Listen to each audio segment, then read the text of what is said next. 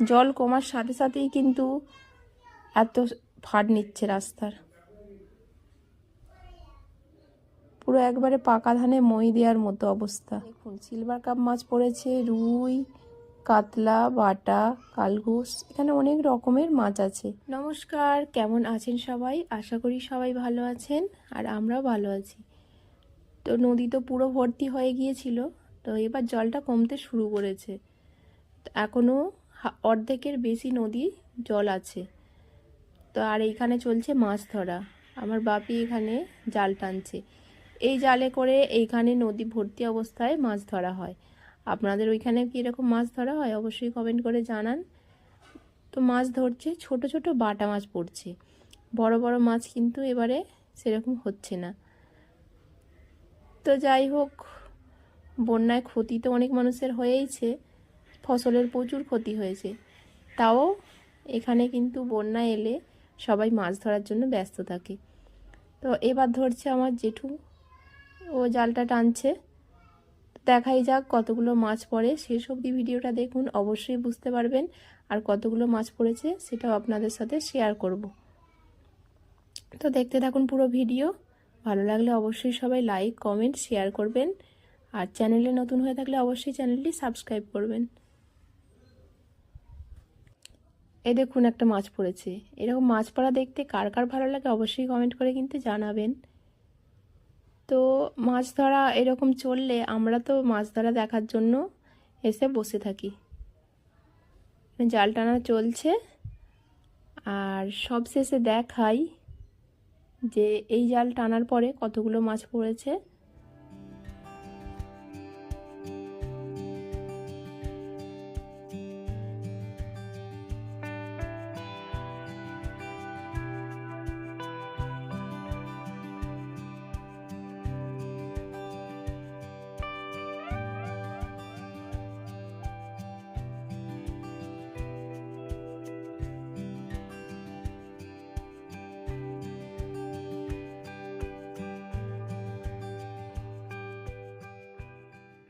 এই দেখুন এখন পর্যন্ত জাল টানা এই মাছগুলো হয়েছে, শুধু বাটা মাছ দেখতে পাচ্ছেন তো।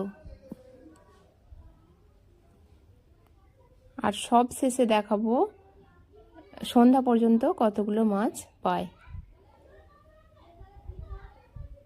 এখনো জাল টানা চলছে। তো মাছ যদি পড়ে সারা রাত কিন্তু জাল টানা চলবে।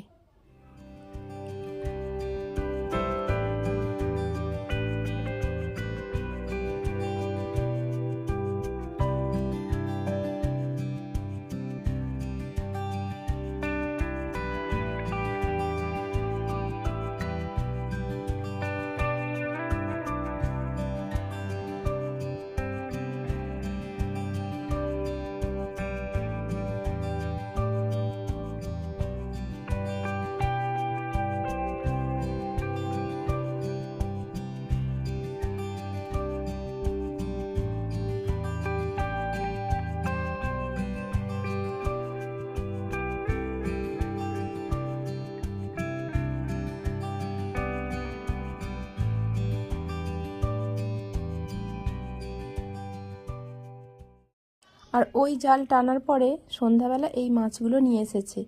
এখানে প্রায় 12 থেকে 13 কেজি মাছ আছে। এগুলো একটু বড় সাইজের। তো দেখুন সিলভার কাপ মাছ পড়েছে, রুই, কাতলা, বাটা, কালঘোষ, এখানে অনেক রকমের মাছ আছে। তো মাছের ভিডিও দেখতে আপনাদের যদি ভালো লাগে অবশ্যই ভিডিওটিতে একটু লাইক করে দেবেন। আর এইটি পরের দিন হচ্ছে সকালে এসেছি একটু জমির দিকে। দেখুন বন্যার জলে কি অবস্থা করেছে সবজিগুলোর, কত যে ক্ষতি হয়েছে মানুষের তা ঠিক নেই। পুরো একবারে পাকা ধানে মই দেওয়ার মতো অবস্থা। পুরো মাঠ ভরা সবজি, তার উপর দিয়ে এরকম বন্যার জল।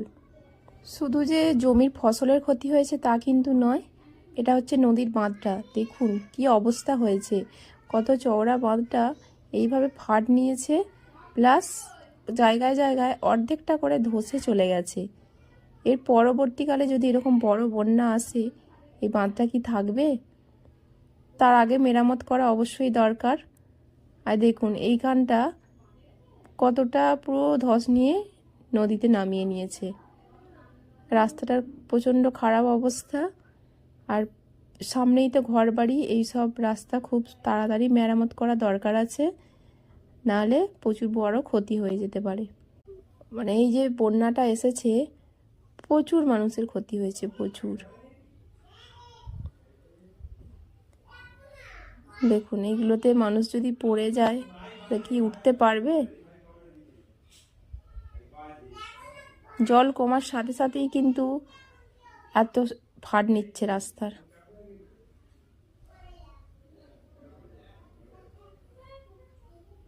প্রাকৃতিক দুর্যোগের কারণে এত যে ক্ষতি হয়েছে, এতে তো আর মানুষের হাত নেই, তাই কিছু করারও নেই। তো রাস্তাটা দেখাচ্ছি এই কারণেই যে কোথা থেকে কোথা পর্যন্ত খেয়েছে রাস্তাটা, প্রায় 150 থেকে 200 ফুট রাস্তা এইভাবে ভেঙেছে। এত বড় যদি হানা পড়তো বা বাঁধটা যদি পুরোটা ভেঙে যেত, মানুষের ঘরবাড়ি কিন্তু থাকতো না। তো যাই হোক, আজকের ভিডিওটা তাহলে এখানেই শেষ করি। সবাই ভালো থাকবেন, সুস্থ থাকবেন।